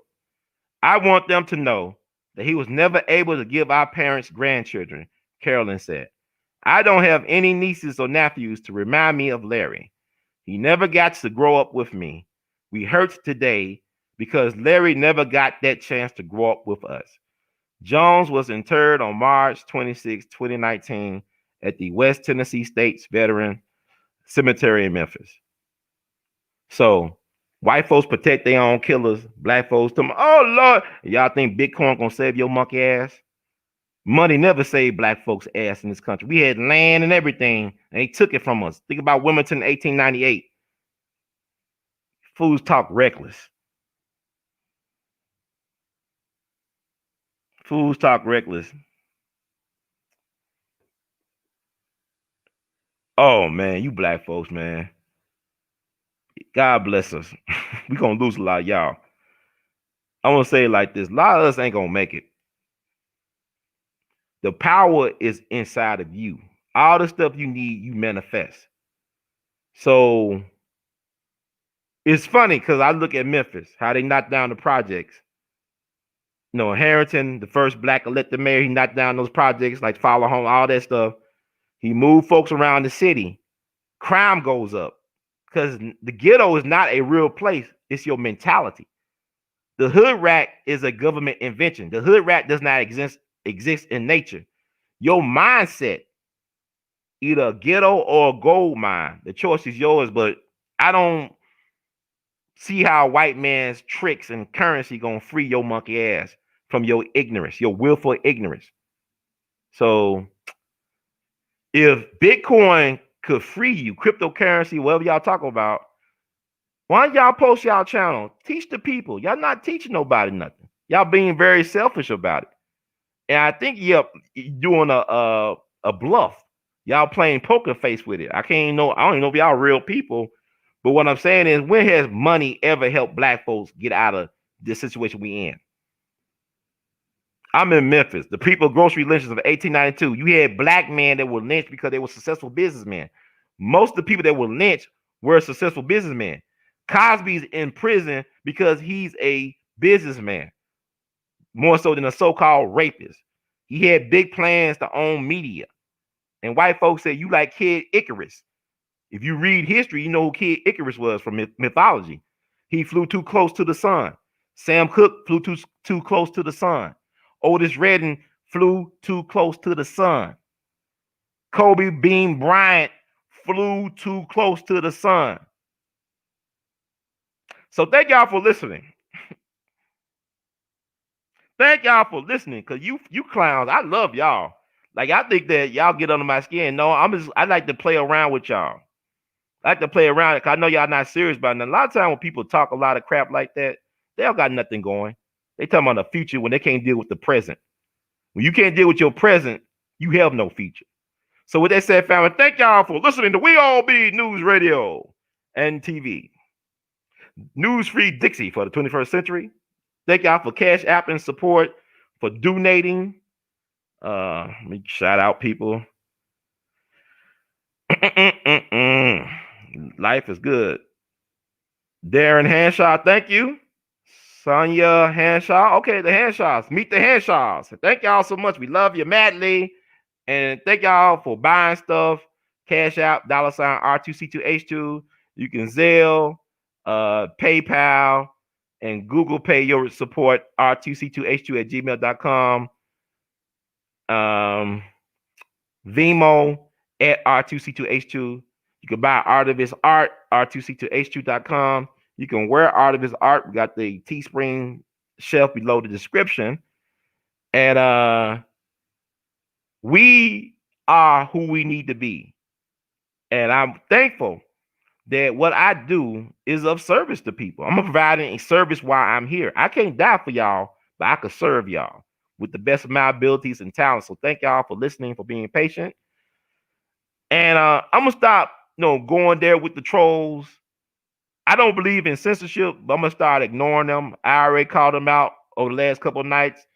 A lot of them not serious about. I told people, hey, if you got a different point of view, this is a platform where we welcome friendly debate and discussions. But a lot of these people ain't really serious about cryptocurrency. They don't even got no YouTube channel where they teach this stuff to black people. And they want to tell all our plans online like a fool. Why do people tell everything that we're doing online?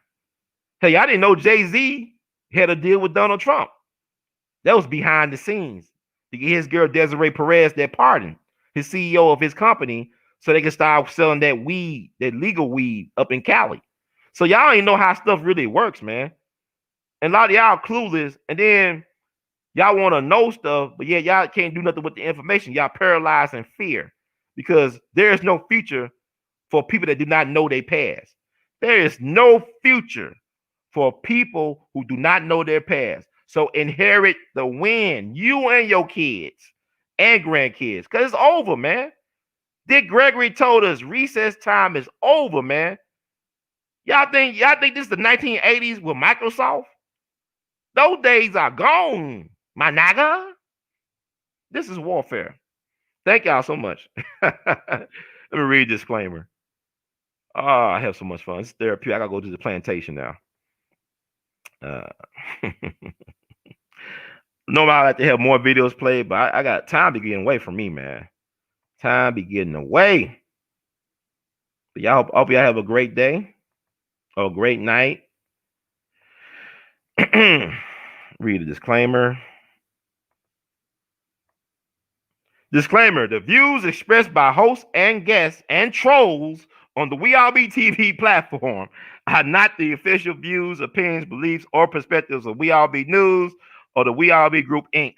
We All Be News is an organization that thoroughly believes in supplementing the information narrative that is usually supplied by the corporate news entities with those viewpoints and expressions which may be marginalized or ignored for a plethora of reasons. We are about informing the general public on alternative perspectives as it relates to news and information, and letting the general public be the ultimate judge in deciding on how to use said information. Informed citizens are responsible citizens. Thank you for your support. So that does it for another wonderful edition or edutainment edition of the Artivist Presents We All Be News, Radio, and TV. So I wish y'all luck. Like, Edward Murrow, you said good night and good luck. Because we're going to need it, black folks. We're going to need it, man. Hey, brother, what about Bitcoin? Well, they always have some type of currency. They all come and go. Sure enough. But y'all be all right now. Y'all be safe in Canada land, y'all here. Y'all be safe out there. Canada land, it's a hard place for a black person, but y'all be, Master Joe say he gonna take care of us. He gonna pay us a bill to make everything equal. I hope it.